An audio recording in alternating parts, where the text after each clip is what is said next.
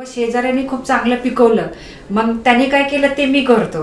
म्हणजे त्याने त्याच्या शेताला अमुक अमुक एक खत टाकलं, मग मी पण तेच करतो.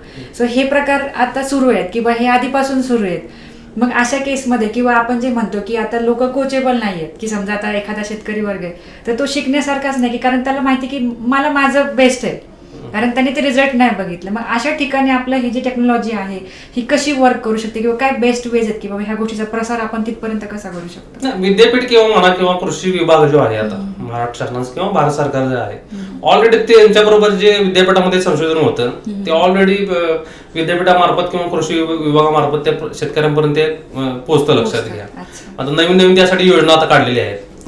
आता आधी कसं विदाऊट प्रोटेक्टेड म्हणजे असं शेती केली जायची, तर आता इस्रायलकडून आपण जे घेतलेलं आहे सूक्ष्म सिंचन म्हणा किंवा मायक्रो इरिगेशन, इस्रायलकडून आपण ती टेक्नॉलॉजी घेतली. पण सगळ्या शेतकऱ्यांनी ती पोहोचले, जे शेतकरी शिकलेले आहेत त्यांनी ती घेतलं. तुम्ही जे विचारताय ना, आता जे शेतकरी शिकलेले नाहीत किंवा ज्यांना जे पारंपरिक अजून करतात ते अजून पारंपरिक शेती करतात, त्यांना शेती म्हणजे लॉस वाटतो.